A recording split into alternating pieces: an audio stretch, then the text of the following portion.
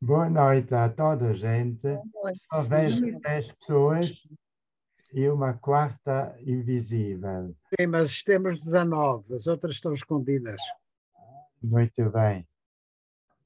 Olhe, o tema que me foi entregue é, como estão a ver, o conceito de nosfera em Teilhard de Chardin. E acrescentei um comentário filosófico. Por quê?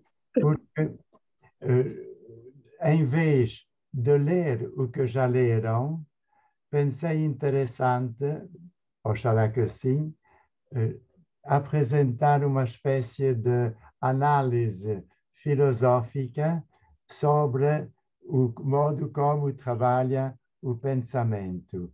Estou a fazer desfilar agora, escrevi com antiga ortografia, como estão a ver. O primeiro tema será abstração e conceptualização. O segundo tema, o tema de metaforização.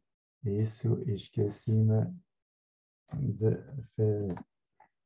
O terceiro tema será como é que os conceitos propriamente filosóficos são construídos. E isso interessa para ver como surgem os conceitos principais também de Teilhard de Chardin. Depois, o quarto tema, e praticamente será o último, a noosfera e a questão de finalidade da evolução. E depois farei uma conclusão breve que não está no texto.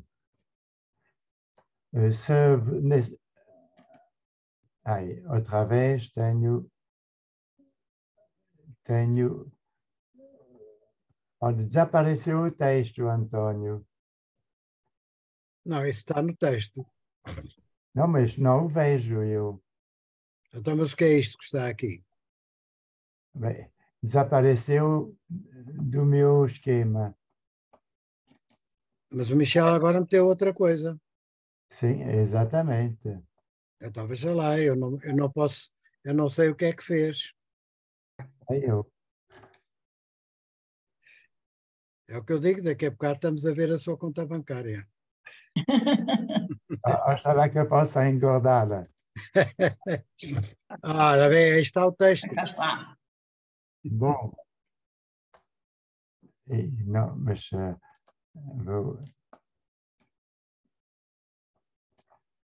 a noosfera, conceito de que Teilhard foi o criador, provém do grego noos, cujo genitivo de sua declinação é nous. Em grego antigo teriam pronunciado nous. A riqueza deste vocábulo grego verifica-se nas suas múltiplas significações, as quais derivam do sentido primordial que é, de nós, faculdade de pensar. Daí seguem, diz o grande dicionário, inteligência, pensamento, espírito. Embora espírito seja, como sabemos, tenha como tema original pneuma. A derivação continua do nós, nos, que ganha o sentido de pensamento como projeto, ou intenção. Enfim, um outro grupo de usos menos frequente alarga o sentido até o tornar quase idêntico à alma, psique e coração. Coração foi verificar, não vi exemplos de nous como coração. Compreendemos então que para caracterizar a eclosão do pensamento no ser humano, Teilhard tenha espontaneamente recorrido ao nous para o pôr em paralelo com o bios de biosfera. Em segundo lugar, A componente esfera do termo noosfera recorre a um sentido evidentemente metafórico de esfera, que significa emergência de um novo mundo, desta vez especificamente humano, que, enquanto tal, inova relativamente à biosfera. Com efeito, a biosfera abrange o conjunto dos seres biologicamente vivos antes do aparecimento dos primeiros seres humanos.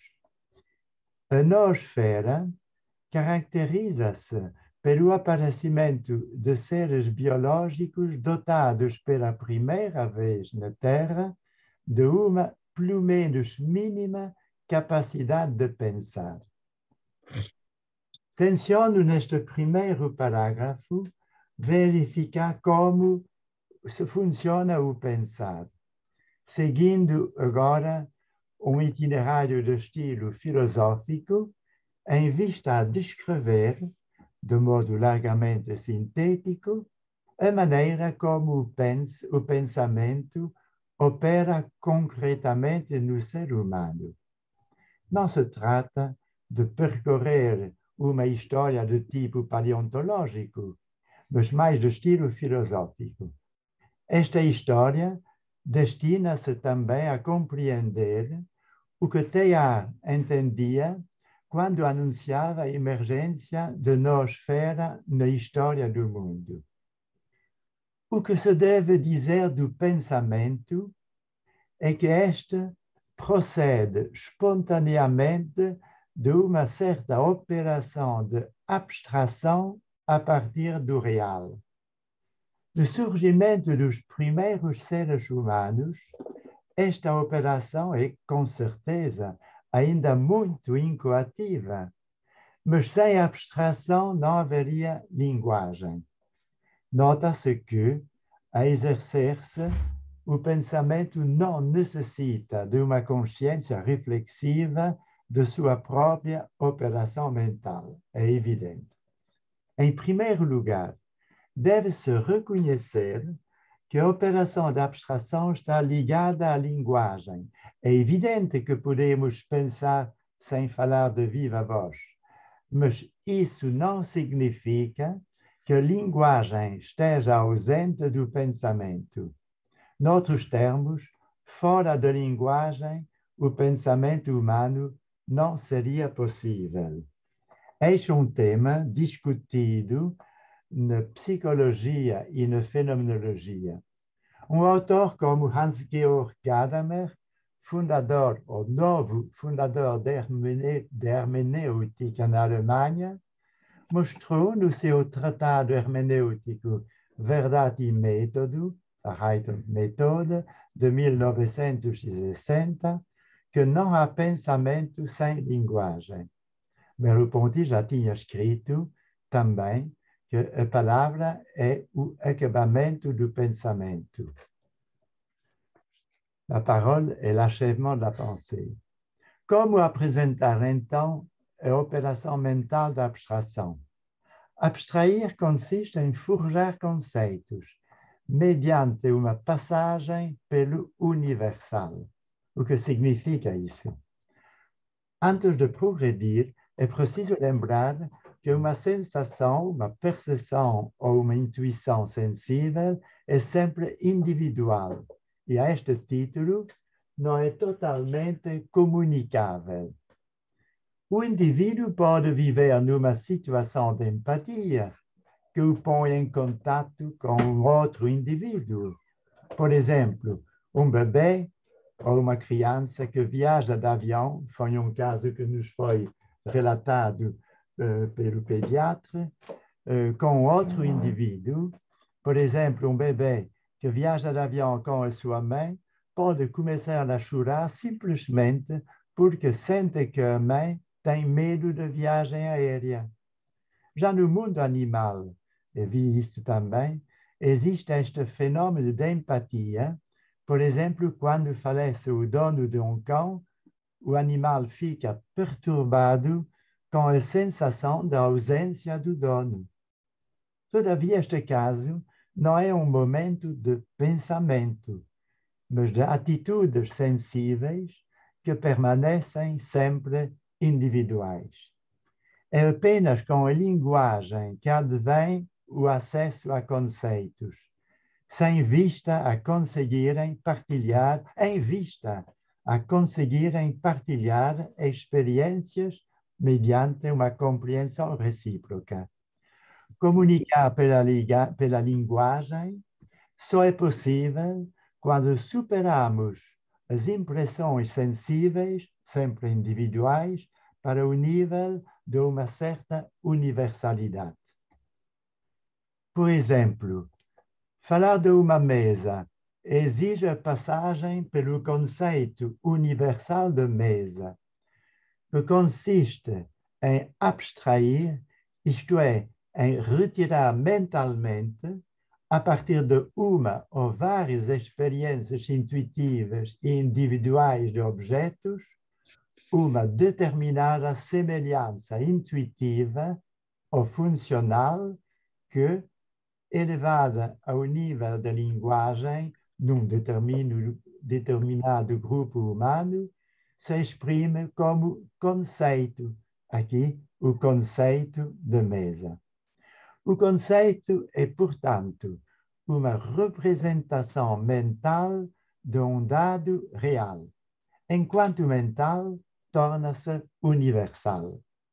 Com efeito, o conceito de universalidade implica que a abstração despoja o objeto de muitas das suas particularidades intuitivas, em vista a tornar a sua expressão oral comunicável, porque é aplicável a todos os objetos que correspondem ao nome de semelhante representação. Assim, a linguagem permite partilhar mentalmente uma experiência sensível e individual, e isso em termos universais. É isso que a abstração significa. A abstração parte sempre de uma representação sensível para forjar de mente uma representação mental, mas que abstrai de todas as particularidades. Por exemplo, toda a gente percebe o que é uma mesa, qualquer que seja o tamanho da mesa, etc. Tal é a condição de possibilidade de comunicação entre seres humanos e esta passagem pelo universal. Deste modo, cria-se um determinado termo genérico, aqui mesa, universal enquanto correspondendo ao mesmo procedimento mental de abstração nos parceiros de diálogo. Falar permite, assim, a partilha de sentidos mentalmente universalizados e, assim, comunicáveis entre os membros do grupo que falam a mesma língua.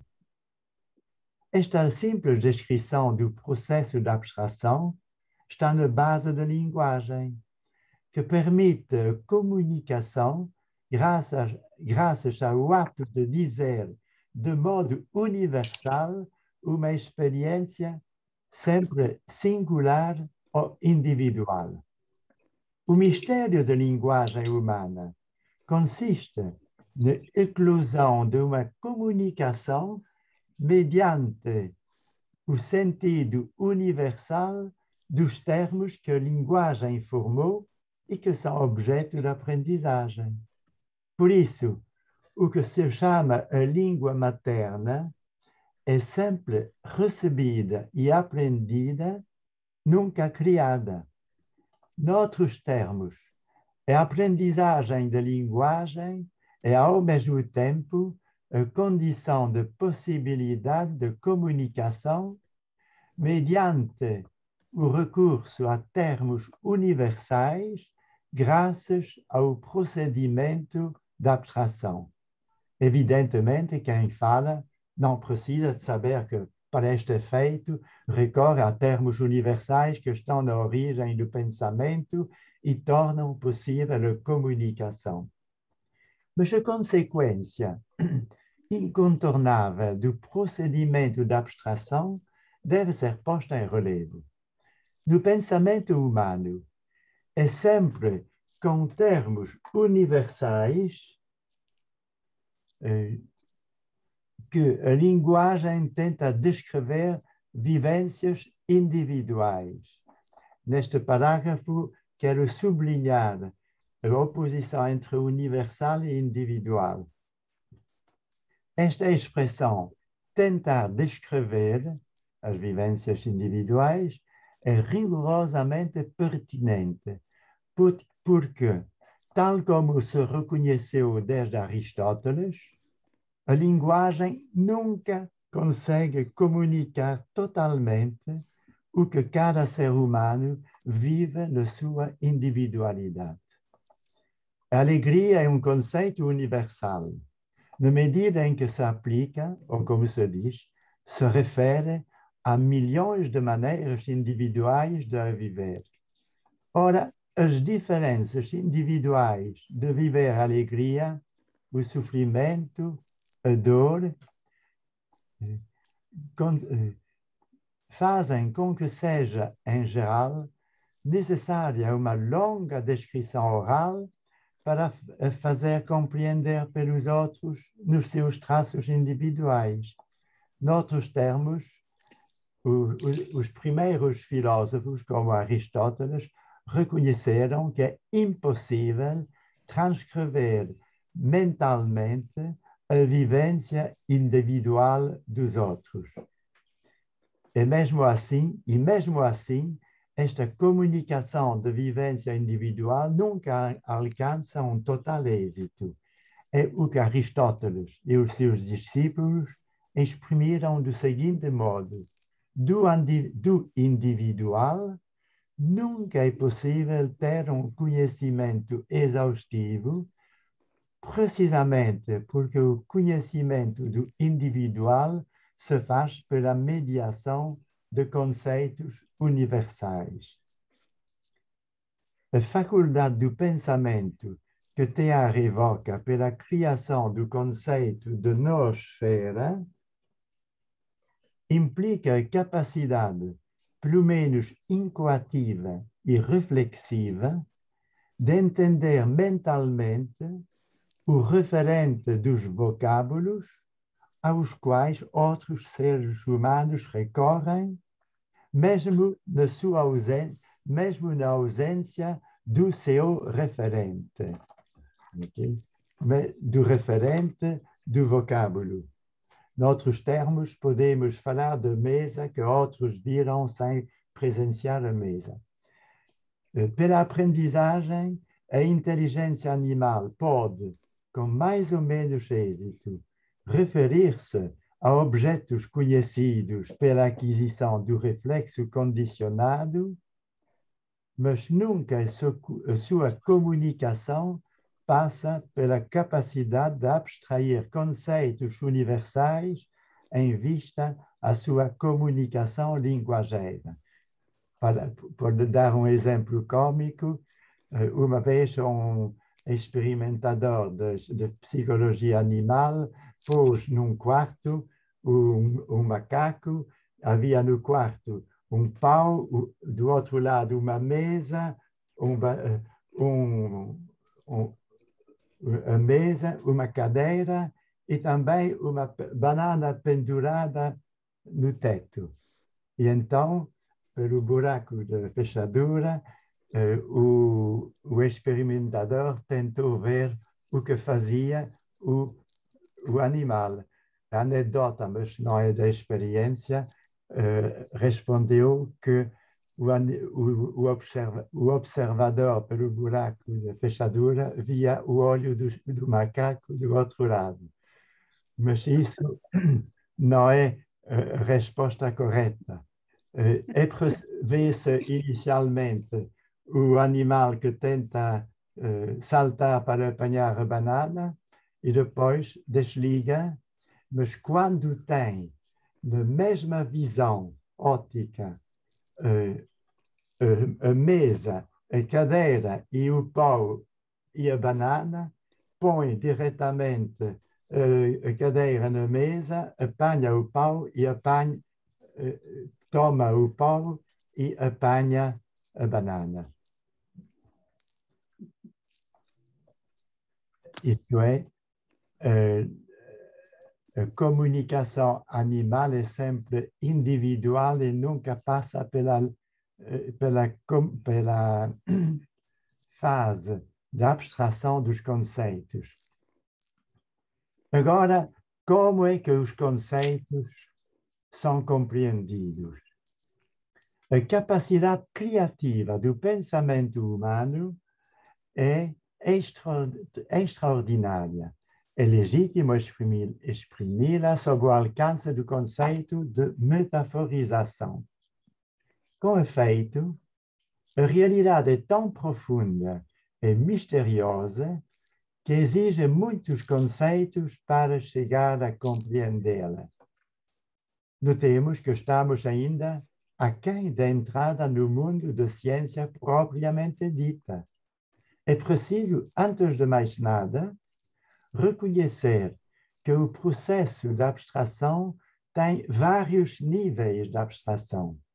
Por exemplo, para exprimir o que é uma vida mal conduzida, podemos dizer que ela segue um caminho torto. Ou diremos de uma criança que fez algo de mal, mas que ação feia. Ora, a vida não é um caminho, senão do ponto de vista simbólico. Do mesmo modo, o conceito de feio pertence à categoria estética do belo e do feio, e não se aplica rigorosamente falando ao registro moral da ação.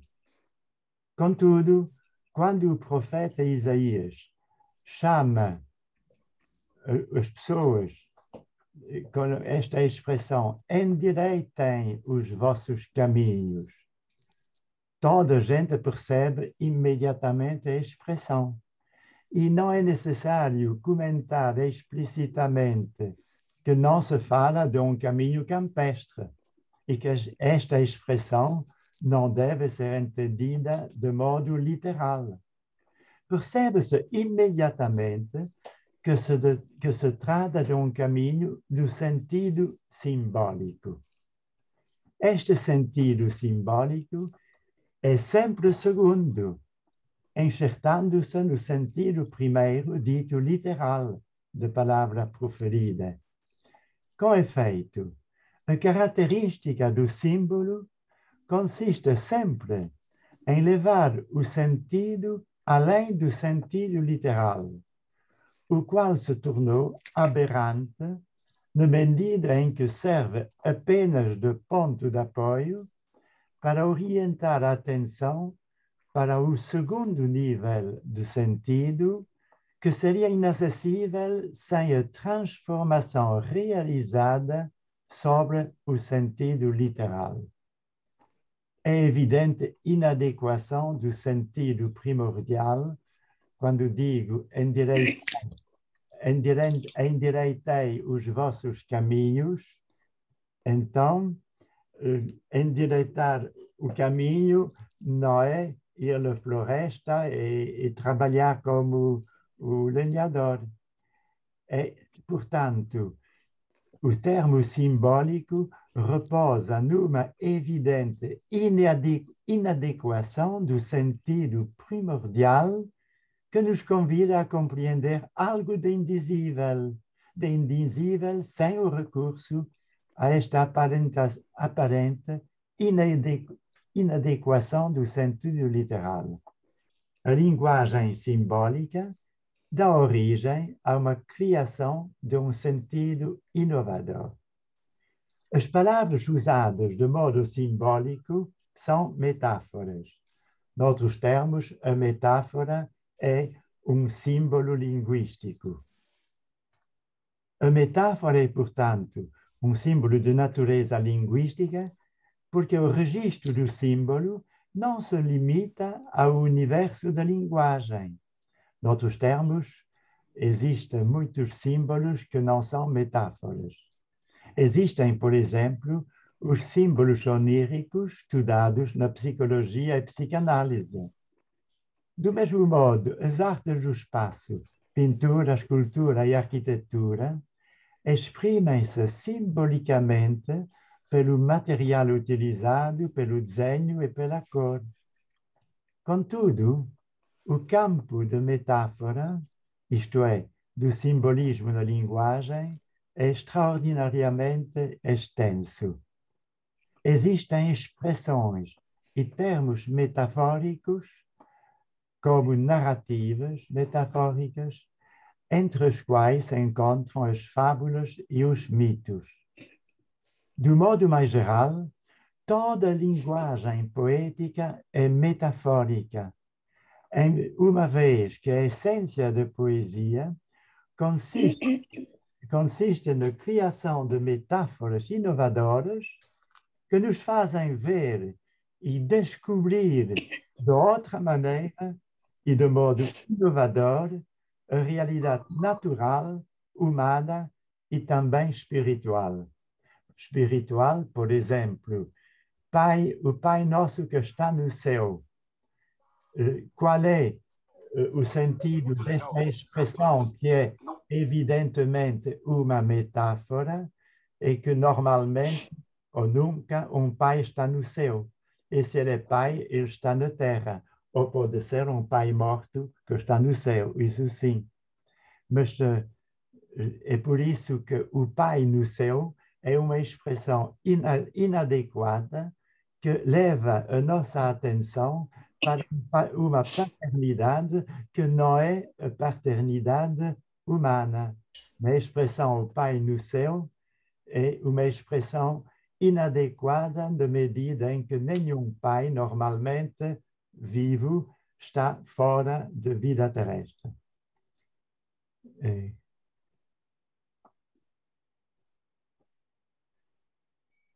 É, contudo, necessário distinguir entre a metáfora morta e a metáfora viva, tal como fez Paul Ricoeur no seu grande livro de 1974, A Metáfora Viva. Ele fez uma análise quase exaustiva do modo como, em 400 páginas, do modo como funcionam e se formam as metáforas. Tomemos um exemplo. O primeiro indivíduo que, a falar de mesa, chamou aos seus 4 suportes verticais pés de mesa, criou uma metáfora porque apenas animais ou seres humanos têm pés. Mas o uso do termo pés para designar os suportes da mesa tornou-se tão habitual que passou a integrar nos dicionários o sentido do termo pé. Portanto, o que era inicialmente uma metáfora, isto é, o termo pé aplicado a uma mesa, deixou de o ser e tornou-se, como se diz, lexicalizado, isto é, integrado nos léxicos e dicionários. É assim muitas vezes que termos do dicionário têm uma multiplicidade de sentidos mediante, por assim dizer, em cascata, de uma operação de metaforização. Com um termo assim entrou nos dicionários, a metáfora desapareceu ao tornar-se igualmente um sentido primordial, aceitável e comum. Ricoeur reserva a este caso a expressão de metáfora morta, a qual integra os sentidos possíveis do termo no dicionário. Esta distinção implica que a verdadeira metáfora é uma metáfora viva, como na poesia. Metáfora dita viva enquanto corresponde a uma inovação semântica que nos permite, de modo não racional, mas simbólico, descrever uma realidade ou inventar uma ficção. O que foi referido sobre a universalidade dos conceitos abstratos não sofre nenhuma alteração, na medida em que o sentido criativo da metáfora ou da expressão metáfora provém da aparente incongruidade da associação de conceitos. Por exemplo, quando Rabelais escreve, no século XVI, escreve uma expressão como as ervas gordurosas do seu riso, falando de alguém, é uma metáfora que faz ver sem dizer. Isto é, faz dizer, mas de modo geral, a pouca fineza do sujeito de que se fala. Nessa altura, Oh, Michel, importa-se de repetir a frase do Rabelais? Que não entendeu? a frase do Rabelais, as ervas gordurosas do seu riso, é uma expressão que, do ponto de vista da abstração, não faz sentido, porque o riso não tem nada a ver com a planta ervas e ainda menos com a gordura, salvo se tem chocolate na boca. Mas toda a gente percebe imediatamente que a expressão ervas gordurosas do seu riso numa descrição significa algo como o caráter bruto do sujeito, mas exprime de maneira quase visual a partir de conceitos abstratos que rigorosamente são inadequados, porque a erva não é do mesmo registro linguístico do que o riso. Assim percebemos que a ligação entre riso, ervas e gordura é imprópria, mas é o efeito desta associação que induz um efeito de sentido que cria esta expressão como metáfora. Entre parênteses, é mais terrível escrever o que, não Rabelais, mas Valéry, o poeta francês Valéry, escreveu de sua mãe. Ela tinha o olho azul que mente. É uma metáfora, mas não muito simpática. Metáfora porque, rigorosamente, o olho não tem nada a ver com a mentira. Se a criação metafórica é peço desculpa, é dos elementos principais que constitui a poesia enquanto tal, a filosofia, por sua vez, não simpatiza muito com o discurso metafórico. Conhece um professor de filosofia, já muito idoso, de uma universidade portuguesa, que disse: a filosofia e a poesia são mais ou menos a mesma coisa. Eu diria para mim, de modo nenhum, porque a poesia cria metáforas que deixa sempre numa espécie de nuvem imaginativa, ao passo que a filosofia precisa de conceitos muito transparentes pela sua explicação mediante outros conceitos. Portanto, se a criação metafórica é dos elementos principais que constitui a poesia enquanto tal, a filosofia, por sua vez, não simpatiza muito com o discurso metafórico. A racionalidade procurada pelo discurso filosófico não se reconhece nas metáforas, as quais lhe parecem inimigas da clareza racional exigida pelo raciocínio, sob pena de os juízos emitidos se enterrarem de um pântano linguístico. Todavia, tal como comprova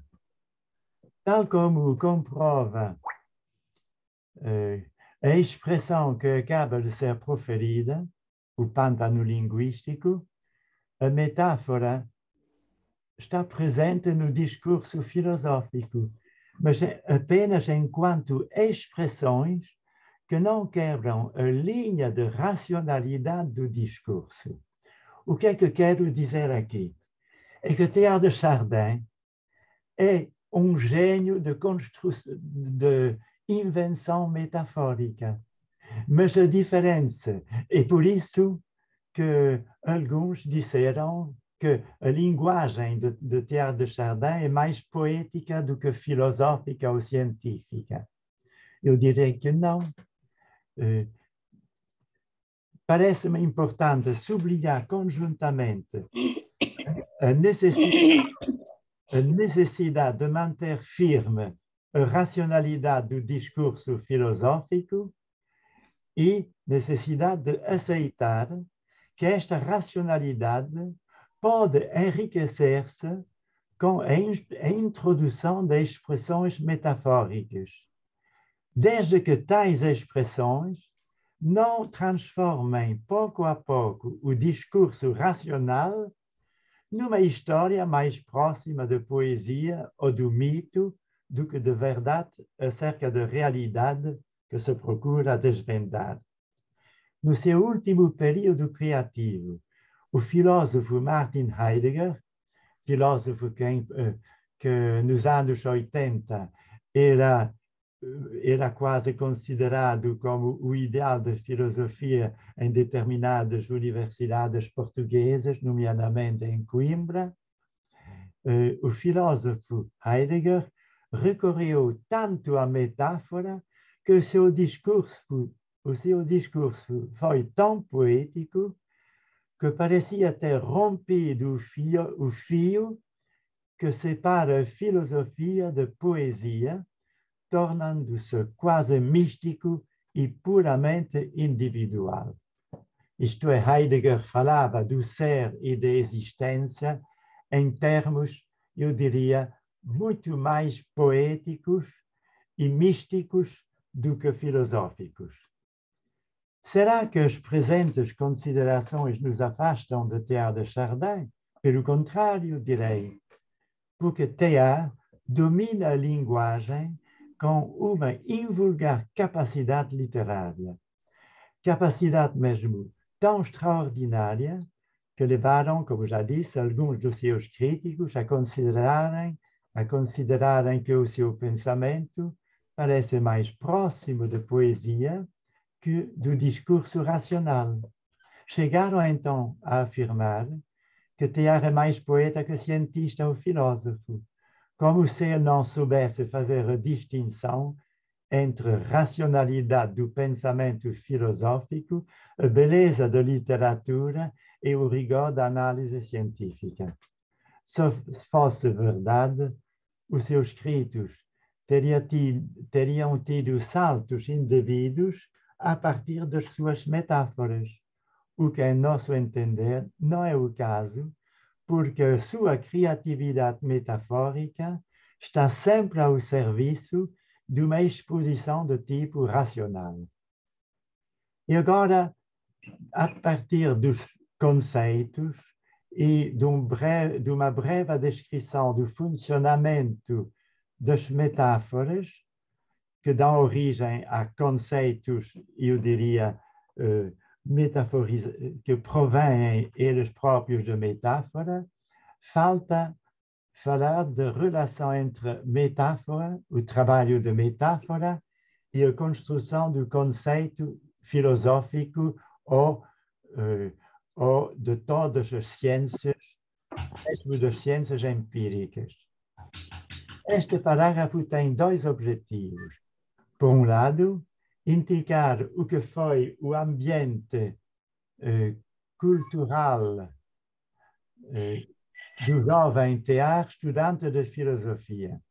O nosso autor, Teilhard, foi formado, como todos os eclesiásticos dessa época, no clima da filosofia neoscolástica que se origina no pensamento de São Tomás de Aquino, no século XIII,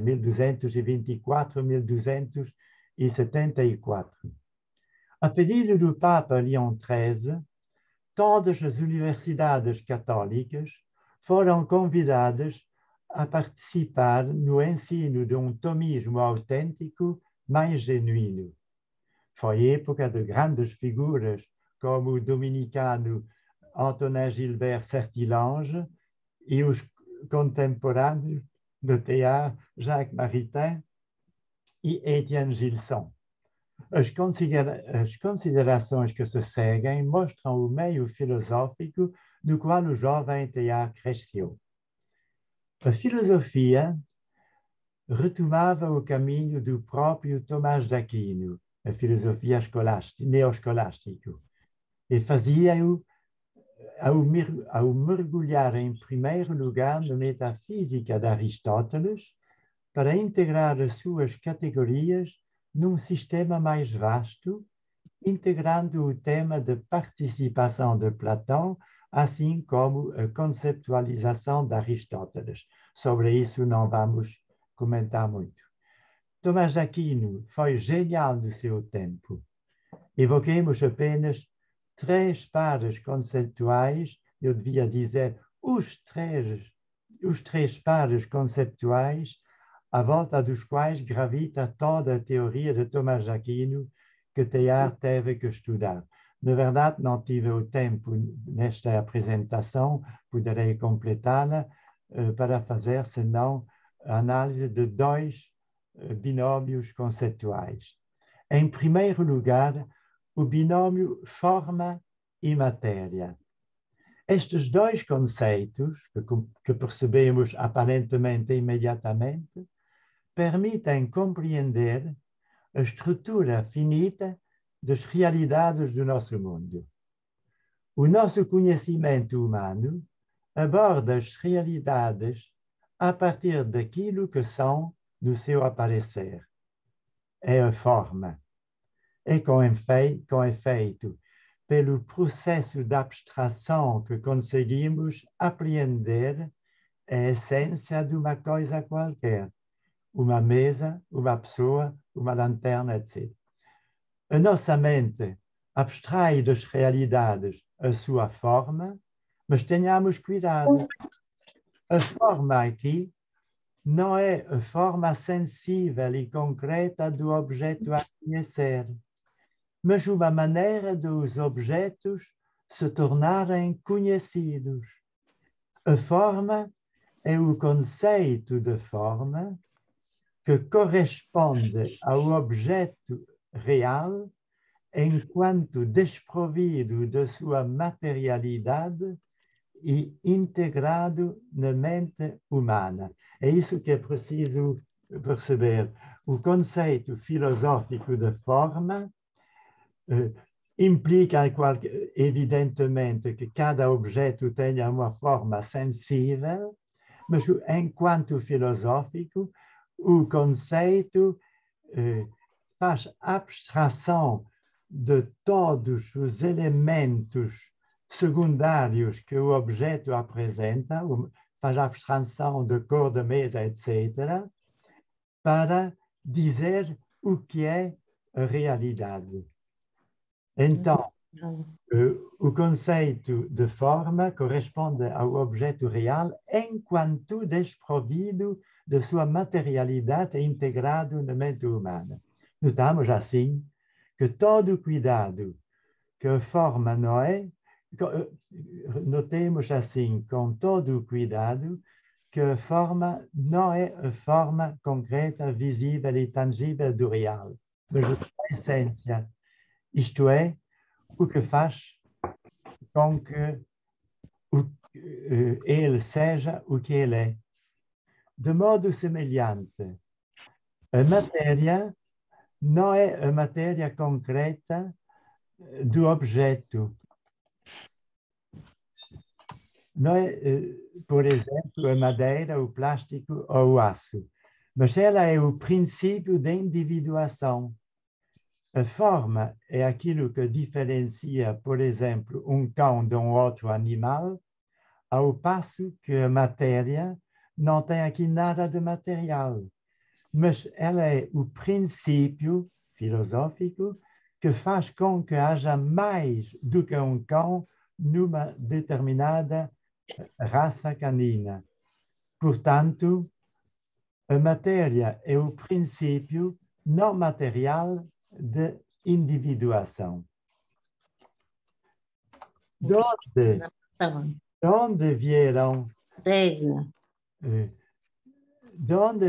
os princípios ontológicos de forma e de matéria, com os quais Aristóteles analisava o mundo real?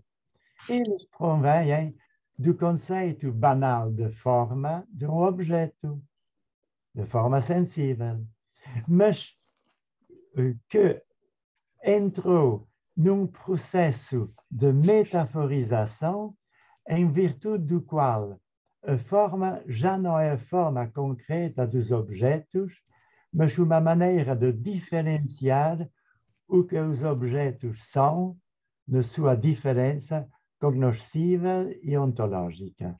Noutros termos, o conceito de forma entrou com forma sensível, mas entrou num dinamismo de metaforização segunda que lhe faz dizer outra coisa que o conceito empírico de forma.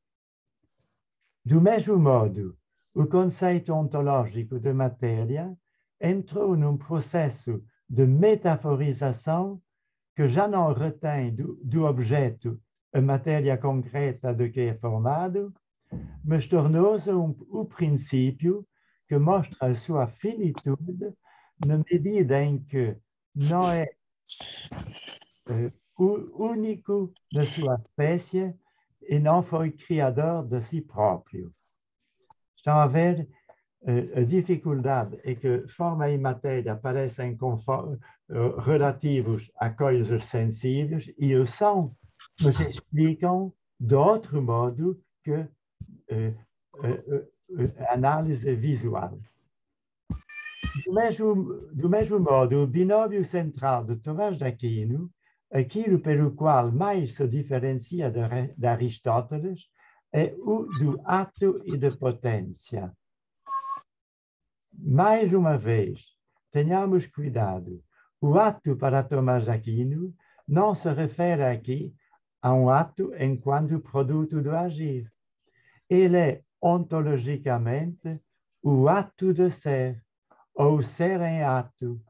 O ser em ato é o ser que existe realmente, o que faz com que o real exista realmente e não seja apenas produto da imaginação ou da minha invenção mental. Um ser em ato é, portanto, uma realidade que existe efetivamente enquanto tal.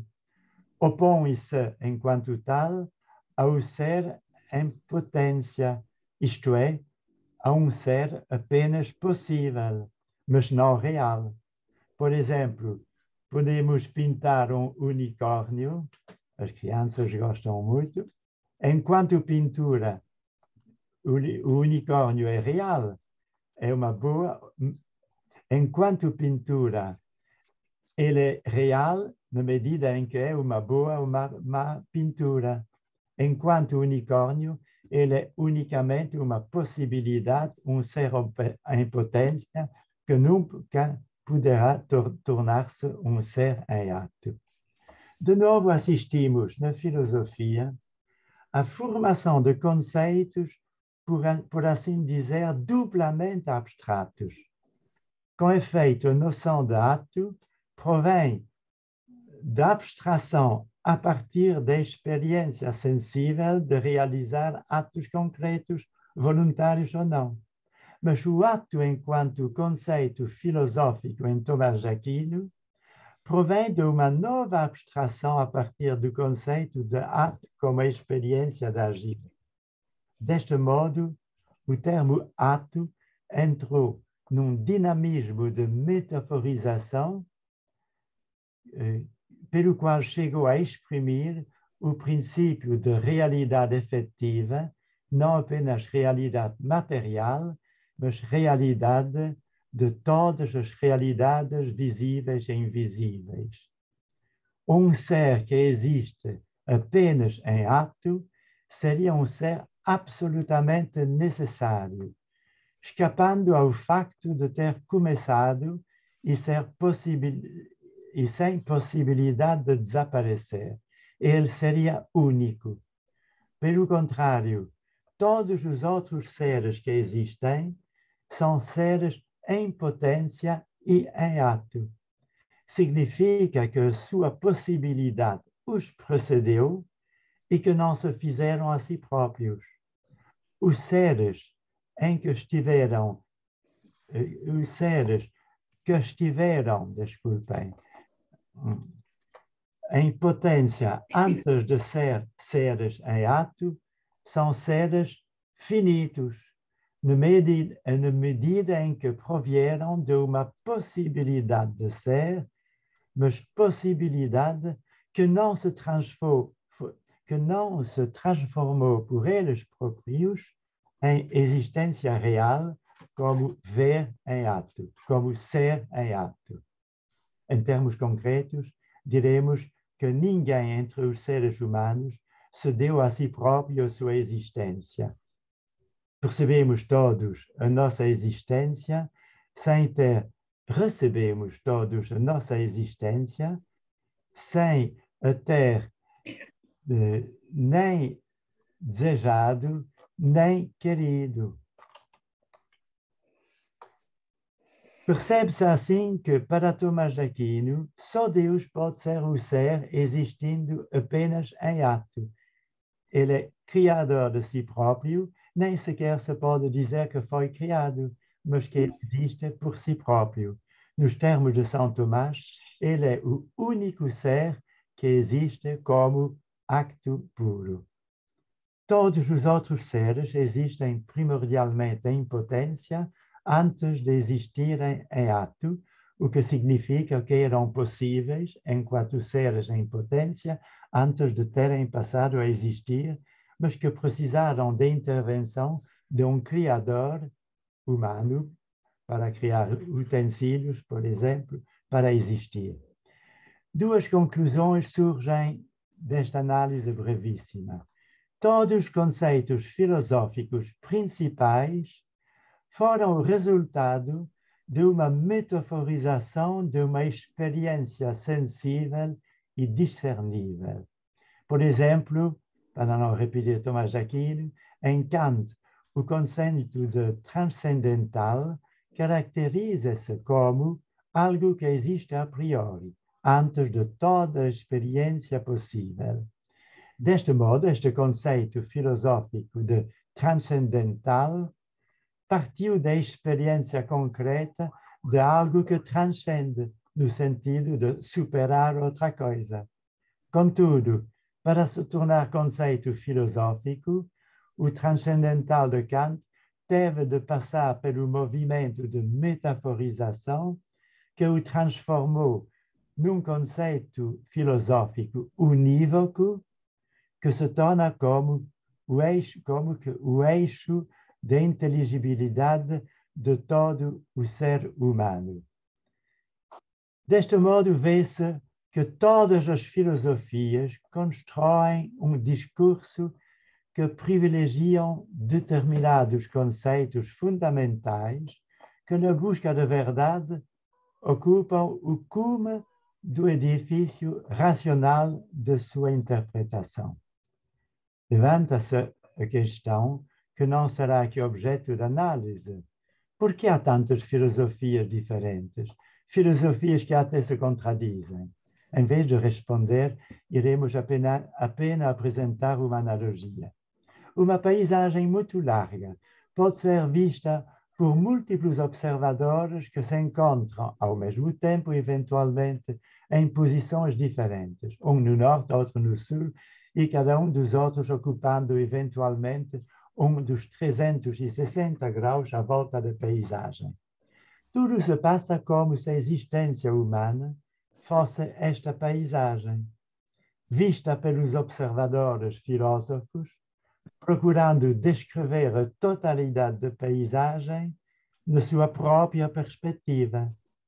Mas não há dúvida que cada um descreve eventualmente a totalidade da paisagem a partir de sua perspectiva e que a própria verdade de descrição varia em função do olhar e da conceptualização de cada um dos observadores. Segundo a paisagem e existência humana, sendo os filósofos os seus observadores, percebe-se que a verdade se apresenta filosoficamente em múltiplas filosofias cujos conceitos fundamentais diferem ou podem diferir. A segunda conclusão regressa à terra de Chardin. A noosfera, tal como a biosfera, tornou-se um dos conceitos centrais da sua visão do mundo, de sua Weltanschauung. Graças, estou a ver as horas, graças a tais conceitos, podemos pensar a teoria da evolução desde a existência das primeiras realidades do nosso planeta. E quando Teilhard introduz a expressão ponto ômega como conceito axial para a interpretação do futuro da evolução, percebemos também que este ponto ômega é, por assim dizer, o superconceito da sua teoria de evolução humana. Ora, a análise descritiva da dimensão evolutiva do nosso mundo é exatamente aquilo que Thomas d'Aquino, filho de sua época, não podia ter feito. A expressão conceitual, o ponto ômega, parte de uma metaforização de dois termos, ponto e ômega. Com efeito, o ponto já não tem nada a ver com um ponto situado sobre uma linha, assim como o ômega, última letra do alfabeto grego, já não intervém neste sentido originário. Mas graças à metaforização destes dois conceitos, Teilhard conseguiu fazer do ponto ômega um superconceito, desta vez unívoco, cuja interpretação transmite o eixo fundamental de sua visão do mundo. Na filosofia, as grandes categorias que permitem compreender o real em toda a sua extensão provieram de elementos conceptuais da linguagem corrente, mas elementos que passaram pelo movimento de metaforização até ganharem o estatuto de super ou de super-conceitos. A este nível, perderam a sua relação com a metáfora e ganharam uma nova universidade filosófica. Em Teilhard, a evolução, a biosfera, a noosfera, o Cristo ponto ômega são alguns dos mais importantes conceitos à volta dos quais se tecem todos os fios de sua tão estimulante visão do mundo, conjuntamente científica, filosófica e espiritual. Agora passemos para o último ponto. É tempo. A noosfera e a questão da finalidade da evolução. Esta questão é tão complexa como importante, mas a primeira clarificação a fazer reside no referente e no sítio apropriado para estudar a finalidade. A finalidade é uma questão científica ou filosófica, ou interessa os dois lados científicos. Desculpem, a finalidade é uma questão científica ou filosófica, ou interessa os dois lados, ciência empírica e a filosofia, assim como a teologia. O conceito de ortogenese, que esteve também no centro das nossas duas sessões precedentes, já tratou parcialmente do problema, a partir das modalidades do sentido de união criadora. Por isso mesmo, tenciono retomar a questão do ponto de vista da reflexão filosófica. No seu parágrafo, retoma do debate sobre a ortogênese, rebondissement do débat sur l'ortogénèse, Donadieu tinha levantado a questão de discussão do papel do acaso e da necessidade, fazendo eco ao livro Le hasard et la nécessité, de Jacques Monod, assim como a outras obras sobre esta questão. Da minha perspectiva, perguntaria qual é o quadro intelectual no qual convém colocar a questão da finalidade intrínseca da nosfera. Acerca desta questão, pode-se propor uma alternativa sob forma de interrogação. A finalidade é uma questão filosófica?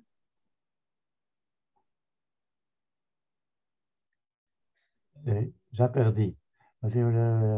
Científica.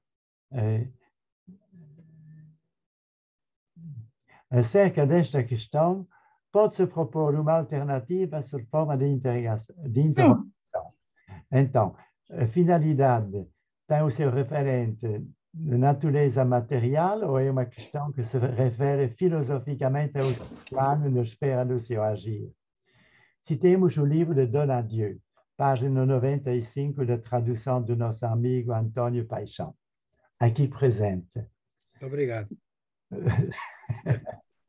Segundo o ensaio, estou a citar, segundo o ensaísta Joël de Rosnay, a nosfera, diz Joël de Rosnay, é a rede planetária dos cérebros dos homens interconectados pelas comunicações e constituindo uma espécie de consciência coletiva.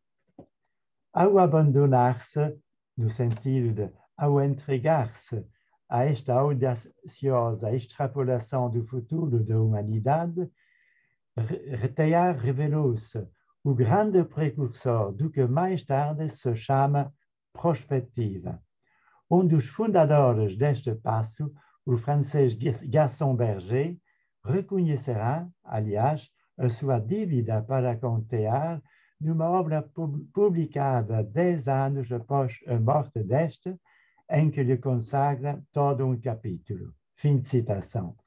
Permitam-me dizer que fiquei surpreendido desta ligação entre Gaston Berger e Teilhard, porque no meu primeiro ano de estudante em filosofia, há muito tempo, assisti ao doutoramento honoris causa da Universidade de Louvain,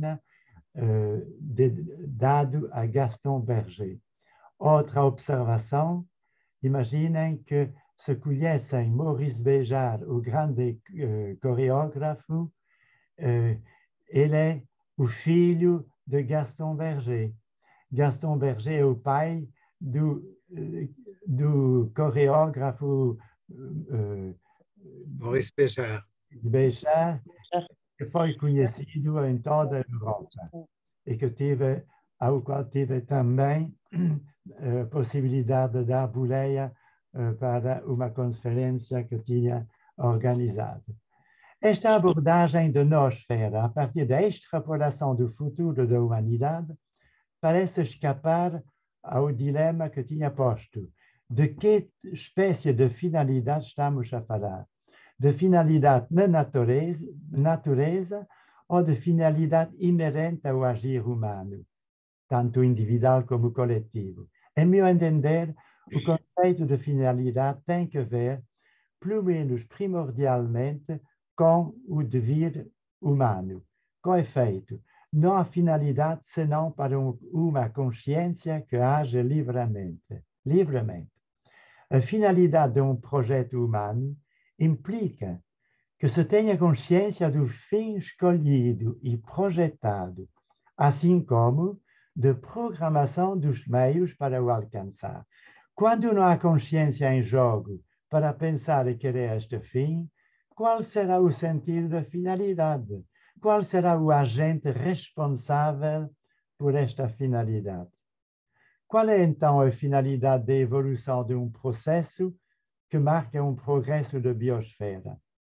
Por isso, em meu entender, a finalidade da evolução natural não pode provir senão de uma análise científica e retrospectiva desta evolução, precisamente porque não fomos nós que introduzimos a finalidade inerente ao processo de evolução de natureza paleontológica.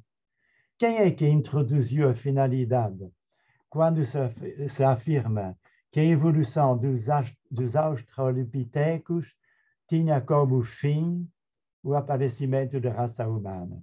Podemos constatar retrospectivamente a presença do fim como um facto que constituiu uma condição fundamental, uma condição sine qua non do aparecimento do ser humano.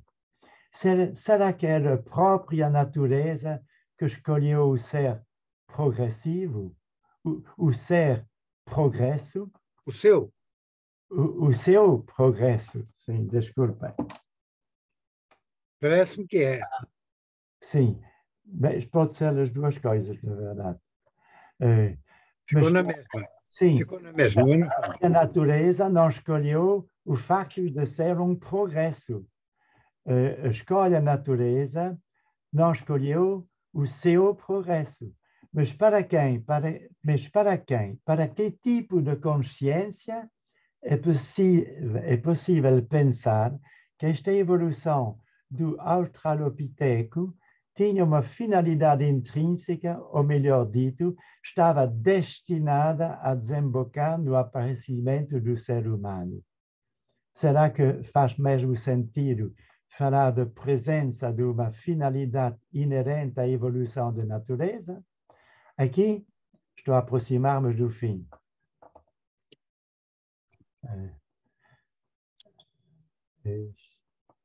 Vou passar isto, porque passo para... graças a Kant, que falou de uma quase finalidade da natureza, ele quis dizer que tudo se passa como se a finalidade tivesse escolhido o seu próprio destino, como se a finalidade deveria ter estado presente para uma consciência de si, capaz de ter inscrito esta finalidade da natureza. Mas a natureza, rigorosamente falando, não tem uma finalidade. Mas, diz Kant, é como se o famoso als ob,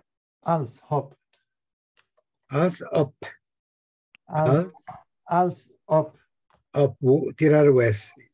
sim, Exato. o famoso als Como ob, se como se a natureza tivesse uma finalidade, mas uma finalidade de que nós não somos os autores, mas simplesmente os observadores.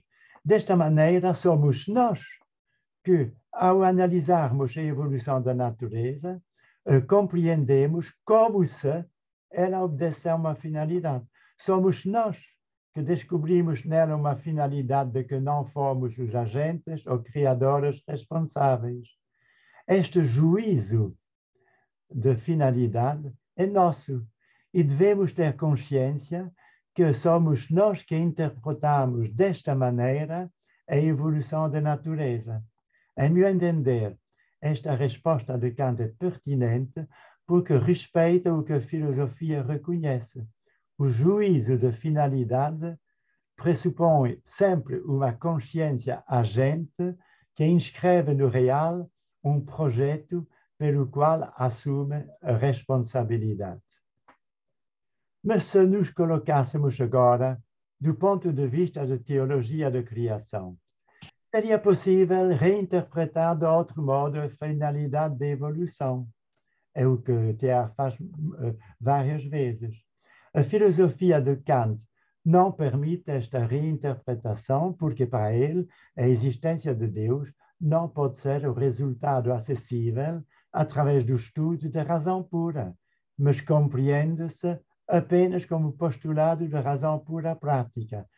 Noutros termos, diremos que, para Kant, a existência de Deus é um postulado sem o qual o agir moral seria racionalmente incompreensível.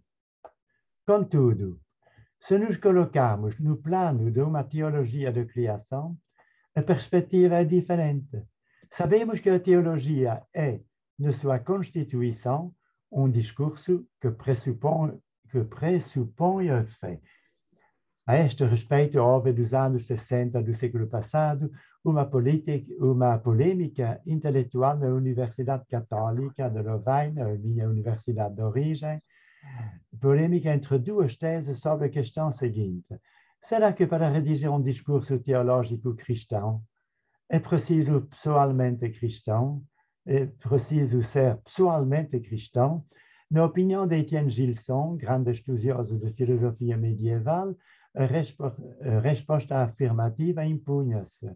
Sim, o teólogo deve ser cristão para compreender adequadamente o sentido da fé cristã. Sem a vivência pessoal, o discurso teológico não teria sentido. Por outro lado, a escola de Louvain defendia uma posição contrária. Não é preciso ser pessoalmente cristão para compreender o sentido que tem para o cristão a teologia da fé. O discurso teológico de qualquer fé religiosa tem valor pela sua consistência intrínseca, enquanto baseada nos princípios fundadores de respectiva fé. Por exemplo, é possível ser cristão, foi o caso de grande professor de Louvain, que era o mais conhecedor mundial do budismo indiano. Por exemplo, é possível que intelectual não cristão seja capaz, na base do conhecimento da estrutura da fé cristã, analisar corretamente e criticamente a coerência do discurso teológico numa fé que ele não partilha. Tal era a tese defendida pelo professor medievista de Louvain. Depois desta digressão, voltemos ao discurso teológico sobre a criação. É totalmente aceitável que aquilo que na esteira de Kant compreendemos filosoficamente como uma quase finalidade, seja reinterpretado como uma autêntica finalidade efetiva presente na evolução terrestre. Com efeito, é possível pensar que no ato criador a inteligência divina tenha orientado as escolhas da evolução de modo tal que a seta desta evolução tenha levado ao aparecimento do ser humano. Neste sentido, a finalidade da evolução existe realmente para o crente. Esta realidade é posta pelo crente como efetiva e tendo o seu efeito não apenas em proveito dele, crente. Com efeito, ela atinge, segundo a fé, todos os seres humanos e não apenas os cristãos. É a afirmação teológica que aceita a finalidade do mundo exige a fé.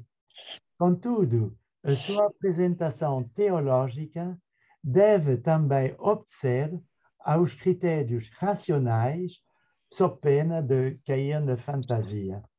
No campo do conceito de finalidade, estes critérios provêm da interpretação filosófica, segundo a qual não há finalidade sem existência de uma inteligência capaz de realizar um projeto e de estabelecer os seus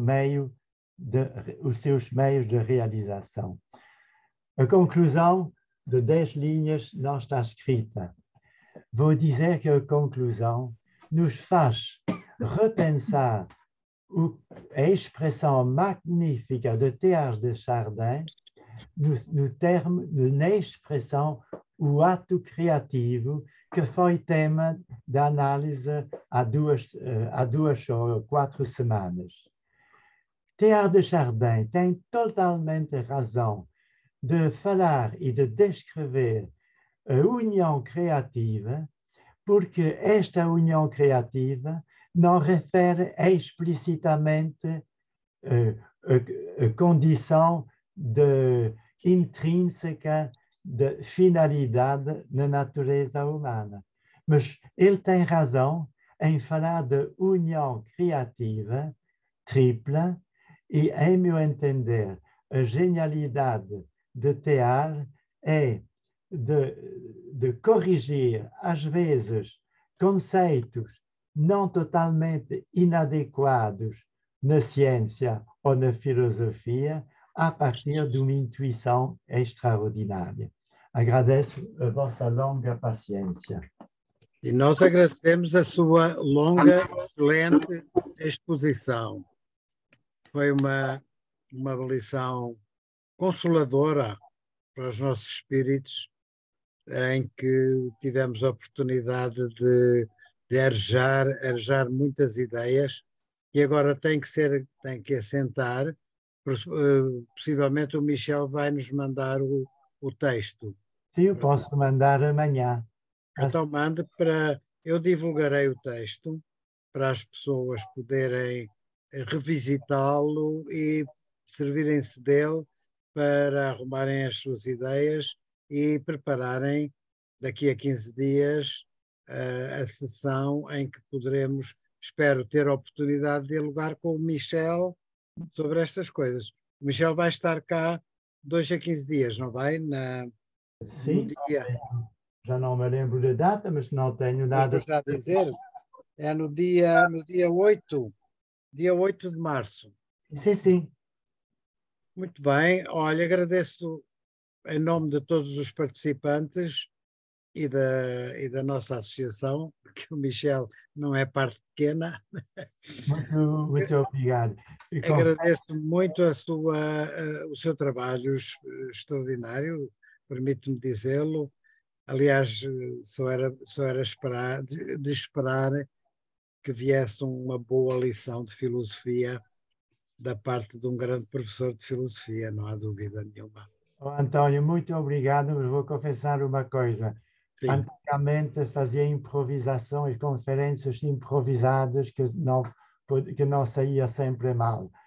Eu tenho medo de fazer a exposição improvisada. É Sim. por isso que prefiro ter eu próprio o rigor de escrever tudo antes.